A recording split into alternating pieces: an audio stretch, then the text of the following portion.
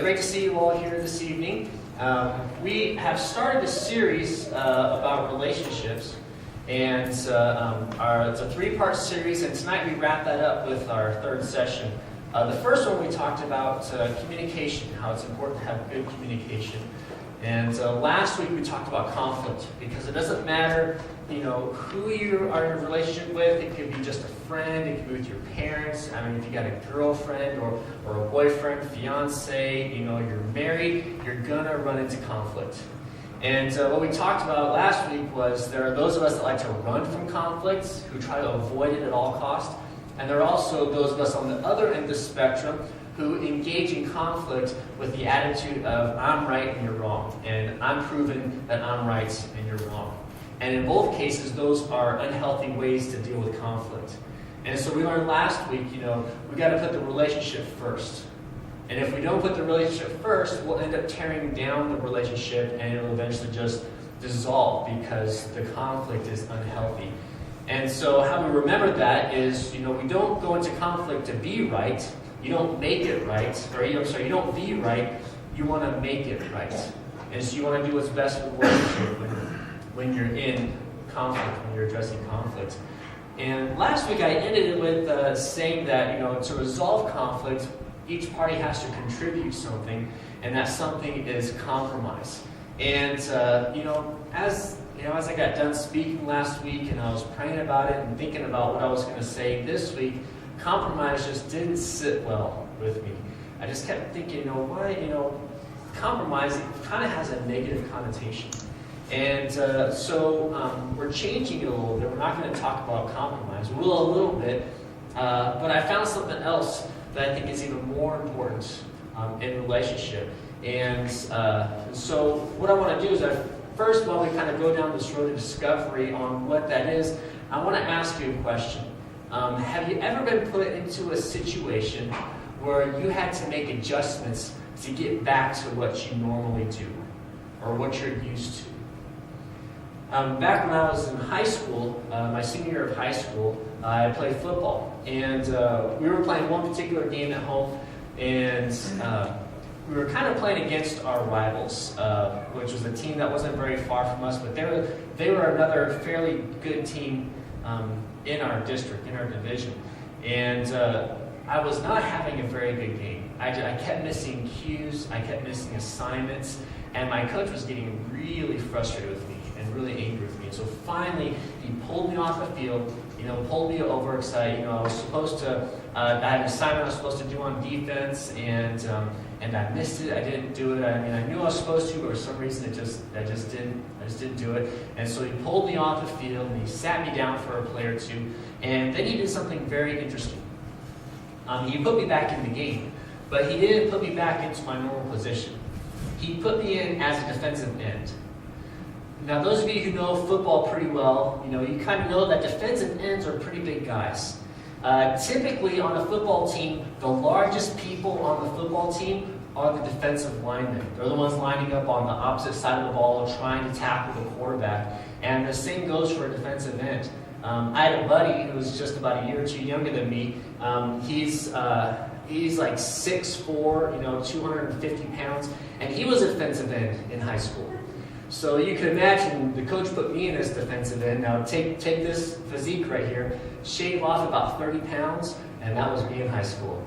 And so here I am trying to play defensive end against a rival team of ours, and I'm getting beat up. I am literally getting beat up. I tell you what, I could swear this guy was literally punching me. He would get in, he was jabbing me and punching me, and so I had to make some quick adjustments, and I had to kind of change the way I was playing and my behavior so I could get back to the position that I normally play, because I did not want to be defensive end. Did not. And so what I had to do is I essentially had to change myself. I had to change the way I was playing. I had to make sure I was paying attention. And I had to change what I was doing so I could get back to where I wanted to be, because I did not want to be on the line anymore. That was brutal. That was tough. And so tonight I want to talk about change.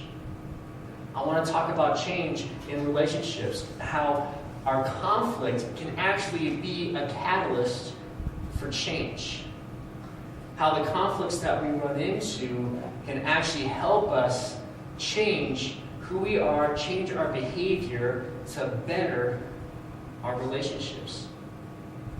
So what's the difference then between compromise and change? Why is it so important that we learn to change and versus compromise? Well, for one thing, compromise is more of a giving up of something. If you've ever had to compromise on a decision or compromise on something, you know that you're giving up what you want. You're giving up something that you want to do. You're giving up something that you're passionate about, so you can go ahead and meet in the middle. So as they say, is what compromise does. An example of that would be, say my wife and I are going to go out to dinner, and I want pizza and she wants hamburgers. So, we're not going to probably go find a place that serves good pizza and good hamburgers at the same time. Maybe there's one or two places. And so one of us is going to have to compromise and either go and eat pizza or go and have a hamburger. See, now that's compromise. And there's going to be times in our relationship where we're going to have to compromise. Where we're going to have to give something up and meet in the middle. But you want to use this litmus whenever you're looking to compromise. You want to know that the cost of the conflict is going to be greater than the ground that you lose by compromising. You see, in our compromise in eating out to eat, if we just butt heads and it's like, I want to go to the pizza joint, or I want to go to the burger joint, we're just going to end up hungry. And so the cost of the conflict being hunger far outweighs whether or not I want pizza or whether or not I want a hamburger. And so we have to consider that when we're looking at compromise. Another thing compromise does, and this is very dangerous, and this is why compromise can be really dangerous in relationships, is because compromise keeps score. So hey, I compromise and I go eat a hamburger with my wife. The next time we go out to eat and she wants salad and I want steak, you know what? I'm going to tell her, hey, remember the last time I compromised and we went and had a burger? We're going to go have steak now because I'm keeping score. That compromise keeps score. So instead of compromising in our conflicts, instead of giving up something to kind of meet in the middle, especially on the big issues, we need to approach our conflicts as an opportunity for change. Now what change does, change actually alters our behavior. Change means taking one thing and turning it into something else. That's what change is. And if we can learn to change in our conflicts, then you know what? That's a great way we can put the relationship first. Change could be just acting differently. It may just be acting differently. I was a manager at a finance company just a few years ago, and I was in charge of a couple of employees. And there were times where maybe the employees weren't meeting their goals and they weren't working as hard as what I thought they should be working and weren't doing all their daily tasks. It happens. In the workplace, if you've ever been a boss over people, you're going to find employees that just you don't think that they're working very hard or what have you. And a lot of times I would bring it up with my boss or my boss would actually ask me because they were very good about tracking our numbers and seeing how we were doing. And the very first question that he would ask me is, how am I motivating my staff to work harder?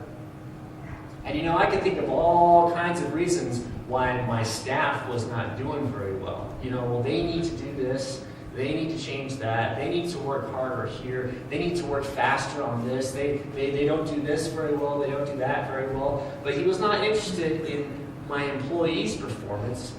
He was more interested in my performance and how I was going to change what I am doing for the benefit of the company, for the benefit of the branch, so that way the employees would work harder. And so the idea of changing ourselves when we're in conflict is the best way we can get our conflicts resolved, and it's the most healthy way we can get our conflicts resolved. Now, Jesus, very smart guy, very, very smart guy. In the book of Matthew, which is one of the books in the New Testament, he had this really, really long sermon. It was the longest sermon, the longest speech that he had that's written, recorded in the New Testament. And it's called the Sermon on the Mount, because he happened to be standing on the side of a mountain while he's giving his speech. And so the creative powers that be thought that would be the perfect name for that sermon, was the Sermon on the Mount. And he goes through all different kinds of stuff. There's a lot of, he addresses all like murder, adultery, relationships, and the don't do this, don't do that. If your eye sins against you, pluck it out. If your hand does something wrong, cut it off. And so he's really going to town. He's nailing people to the wall with this sermon. Well, he has a quote in there that pertains directly to conflict and pertains directly to how we need to work on change for ourselves if we are going to get through the conflicts in our life. And so we're going to look at that. We're going to be in Matthew, we're going to be in chapter 7, and we're going to look at verse 3. We're going to start in verse 3. And it says this.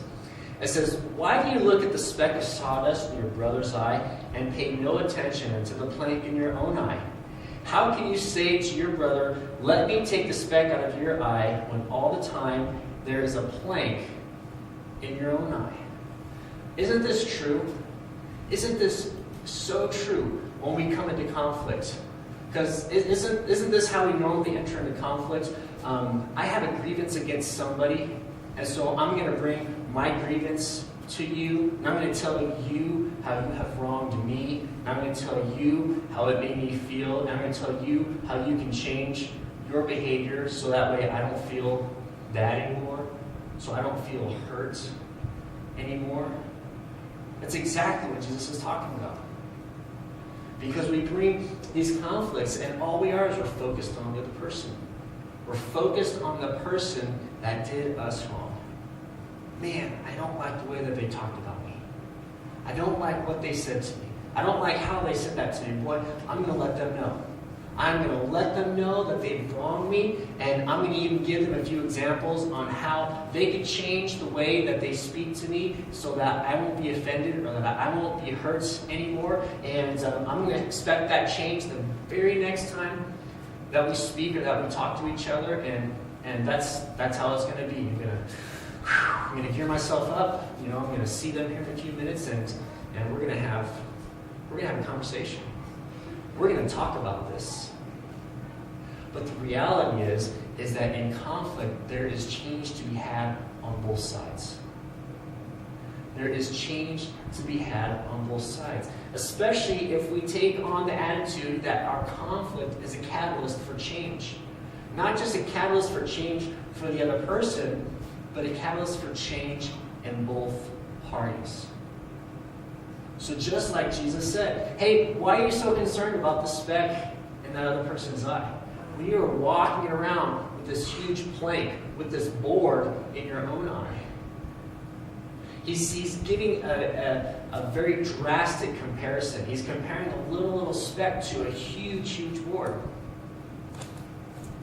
Because the reality is that there is change to be had on both sides when we enter into conflict.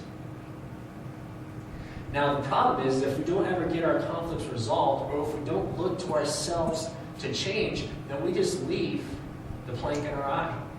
And since we can't see the speck to take out of the other person's eye, the other person walks around with a speck in their eye.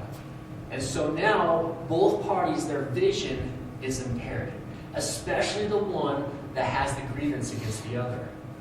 The one Jesus talks about is having the plank in their eye. I mean, maybe it's like this. Your vision's impaired. So now, say you've had a conflict with a friend, and this friend really hurt you. But you either didn't address it, or you didn't figure any change had to be had on your part, and so now your other friend is starting to do the same thing, and now they're hurting you. So now you get this attitude, you get this mindset that your friends are just out to get you, that your friends are out to get you. So now I got to be guarded. I got to make sure and close myself in because all my friends, they're just out to get me. And people I come in contact with, people I have a relationship with, they're just out to get me. They're just out to get me because I'm not willing to take care of this huge piece of plank in my eye. Or maybe in church. Maybe you felt hurt in church. And these are some examples of how when we leave stuff, when we don't take care of conflicts, how it can just change our perspective, how it can change the way that we view things.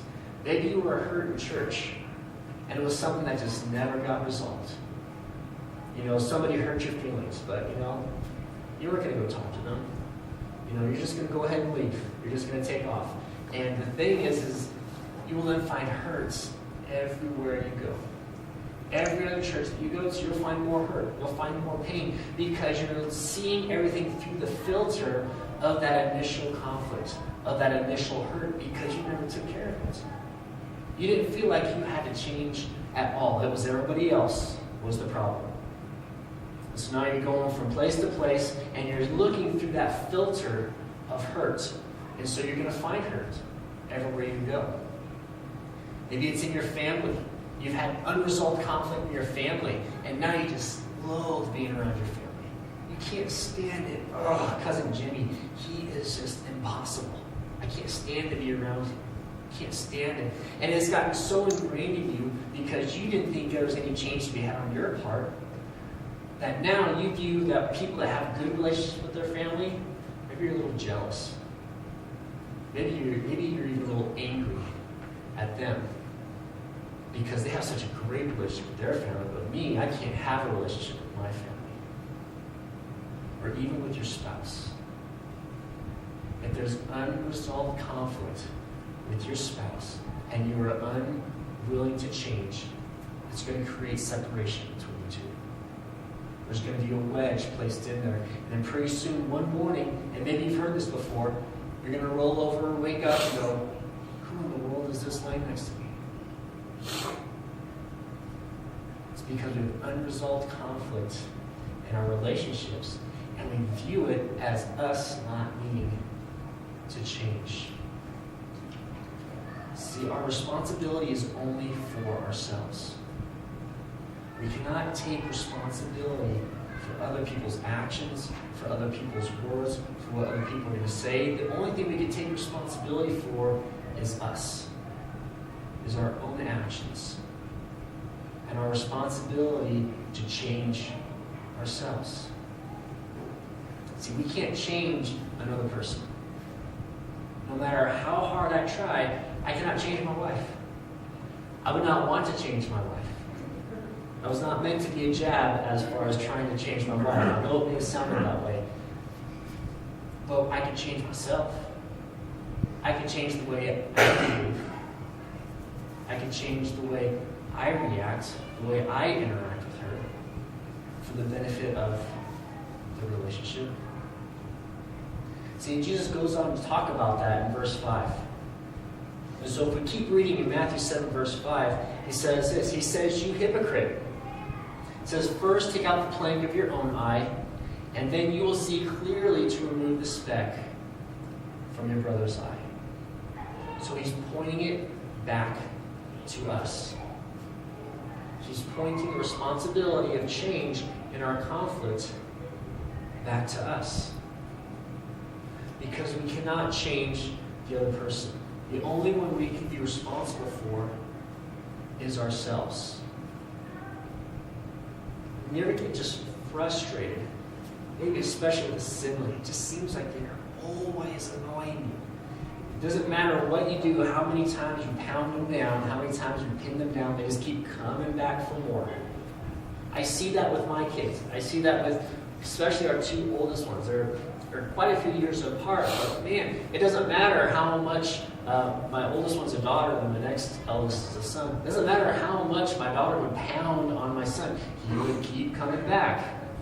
She keeps trying to change his behavior in hopes that it will solve the problem. But, as we try to graciously point out to her, you know what? If you change your behavior, he will change his behavior. And she's like, yeah, okay. And it lasts for about maybe a week, and then, it's all over again. And then and he's back annoying her, and she's back pounding on him, and it's just this vicious cycle. So they'll eventually catch on, they'll get it, but we cannot change other people. It doesn't matter how hard we try. It doesn't matter what we do, the poundings that we give. It may not even be physical beatings. Maybe it's beatings with our words, how we speak to people, how we say things to people. We try to use our words maybe to manipulate somebody into doing what we want them to do, in hopes that a change in their behavior would make the situation a whole lot better. But I'll tell you what, the change has to begin with us. Just like what Jesus was saying. Man, he calls us hypocrites. He calls us hypocrites if we try to change other people without looking to ourselves first. He says, man, take that plank out of your own eye first. Come on, deal with the things in yourself. And then the other person will take care of themselves. So what in the world can we do with this? How can we take this conflict resolution, plug it into our relationships, and better our relationships? How can we change ourselves? What are some maybe simple steps, or maybe even some difficult steps that we've got to take to be able to change our behavior so we can get it through these conflicts in our relationships, so we can actually have good relationships in our lives? Well, the first change to look at ourselves is just that. When you're in a conflict, ask yourself, man, what can I do?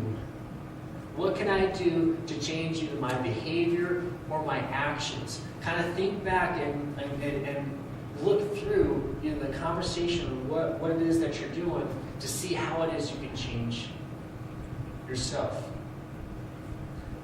And those of you that are employers or have been in charge over a group or something, maybe you can also identify with this as well, because that's one thing I didn't like about being a manager. It was tough. I was responsible for these employees, but their work and how they performed was a direct reflection on myself. And that's just how it goes. That's just the way it is. If you want to be a boss, if you want to be in charge of people, that's just how it works. And so in bringing up conflict, like when addressing an employee or addressing somebody about how they're going to become better at their job, maybe first take a look at how you're motivating them, how you're getting them to complete the task that you want them to complete. And this doesn't even have to be with like an employer and employee. We all have friends. And there are always something that we want our friends to do that maybe they're not doing very well.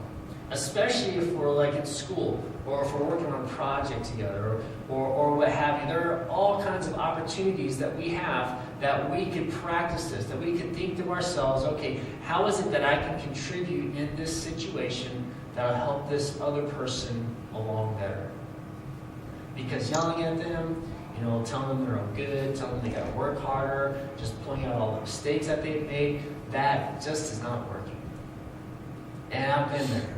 I've had employees where, I tell them, hey, you're not doing this, you're not doing that, you're not doing this, you're not doing that. You got to do this better. You're not reaching your goals here. You're not doing that. You're not doing that. And all they would do is they just sit there. They just kind of recluse back, and they would go back to their desk, and they would continue to have the same performance that they have over and over and over and over again.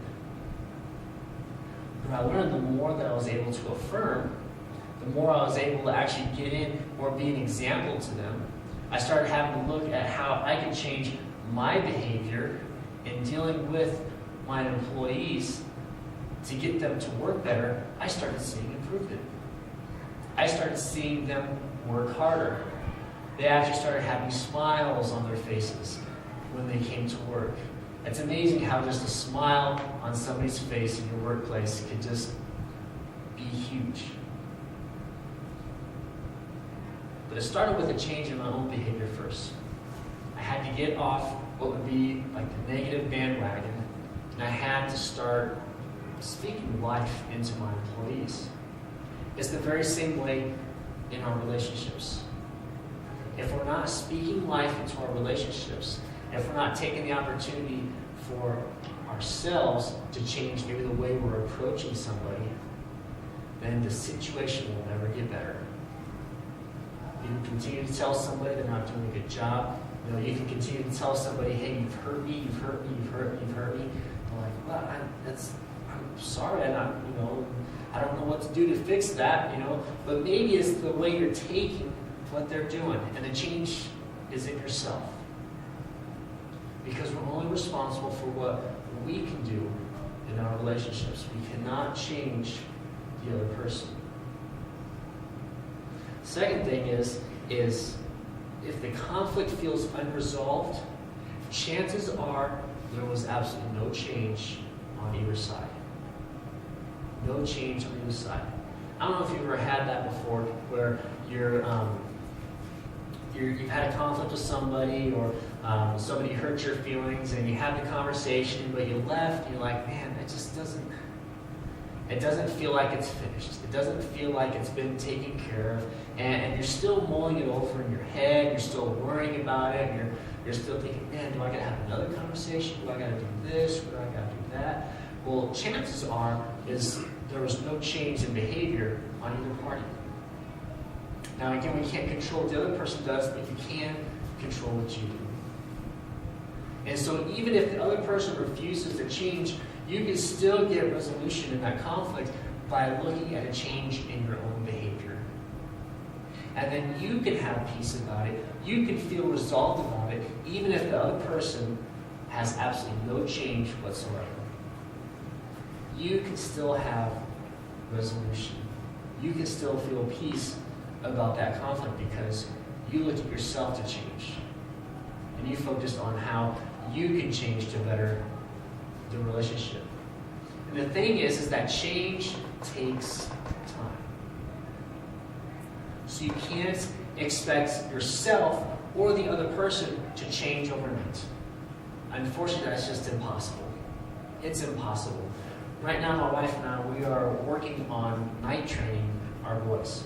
Our two youngest boys, we're trying to night train them. And so what that means is we've thrown away all the diapers, we've thrown away all the pull-ups, and we put them in bed in underwear. And so we spend part of our night before we go to bed, we take them potty right before they go to bed, and then right before we go to bed, we go over, we wake them up, we take them to the bathroom, we bring them back to bed, and we put them back to sleep. And then in the middle of the night, actually at 3 o'clock in the morning, we get up again, and we go into the bedroom, we get them up, we take them potty, we bring them back to bed, and then we go back to bed.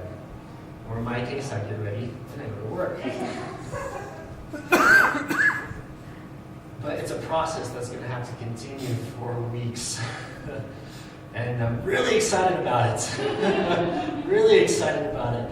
But I can't expect them to change overnight. There are several times at 3 o'clock in the morning, drag myself out of bed, especially on the weekends. The time I get to sleep in, but you know what? I got to change on my part. If I want my boys to be able to sleep all the way through the night without having an accident, I got to do something first. And so I'm changing my behavior, I'm changing my attitude slowly, and I'm waking up at 3 o'clock in the morning, even on the nights that I should be sleeping all the way through and sleeping in, and going in there and waking them up. And our middle son just does not like waking up, and so that just adds to it.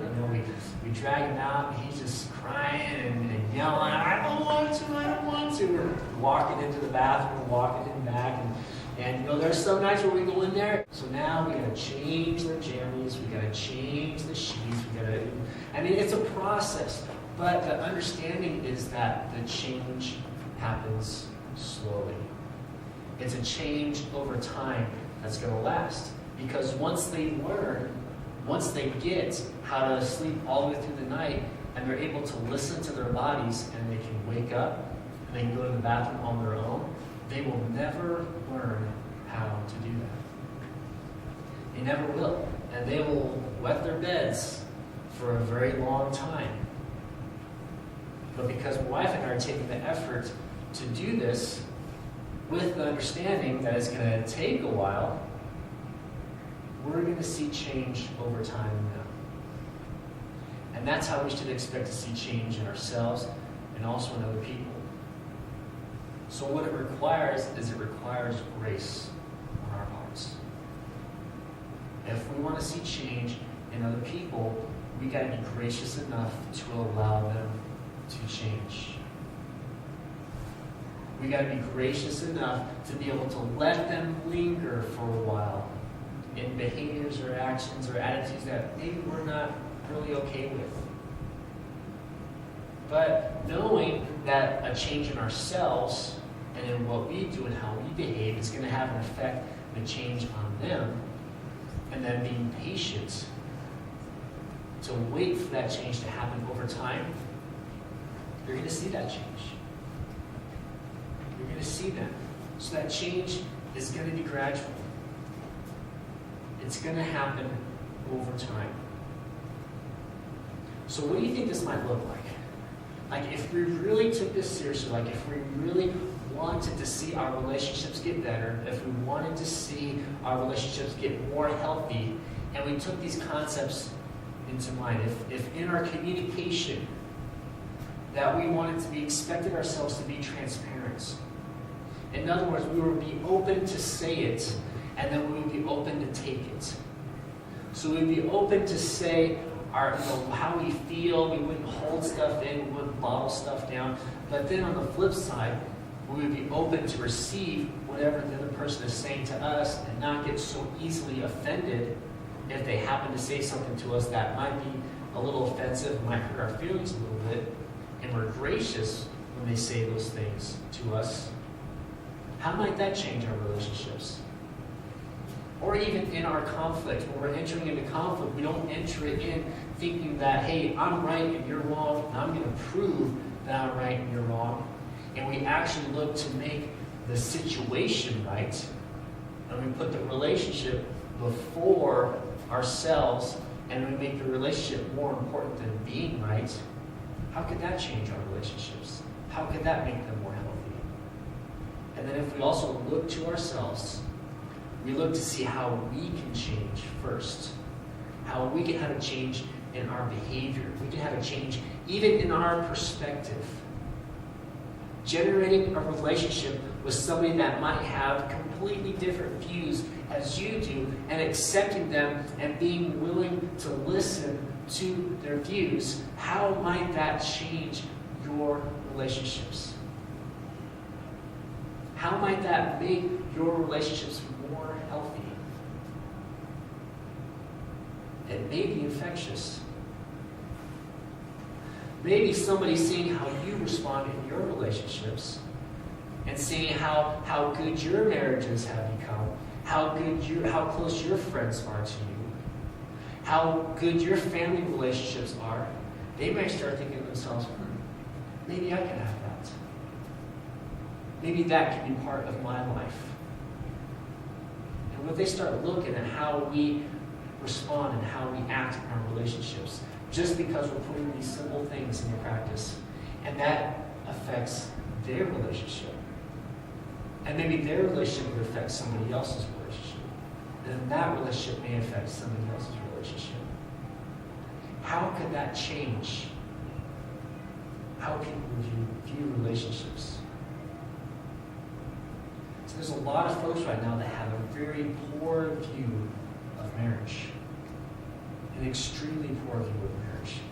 Because right now, the running statistic, whether you're in church or you're out of church, is 50% chance you're going to get a divorce. 50% chance that your marriage is going to end in divorce.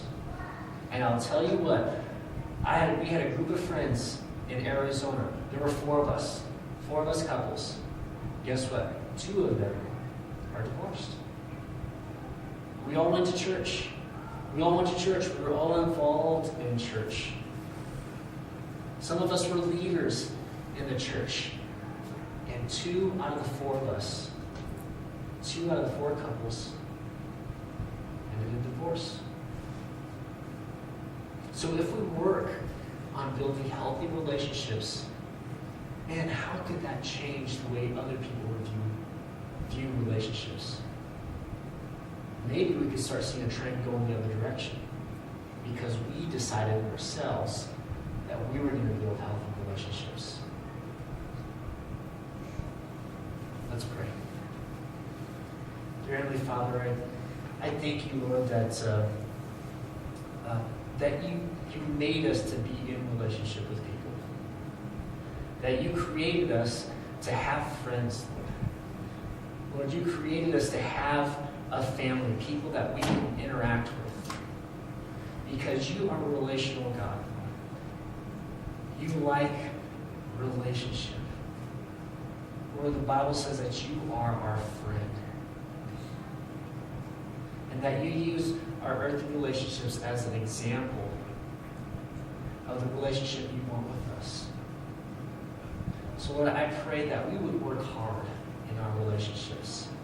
I know these steps seem simple and they seem easy, but man, in reality, God, they can be very difficult to implement. Because what it boils down to is a change in our own behavior.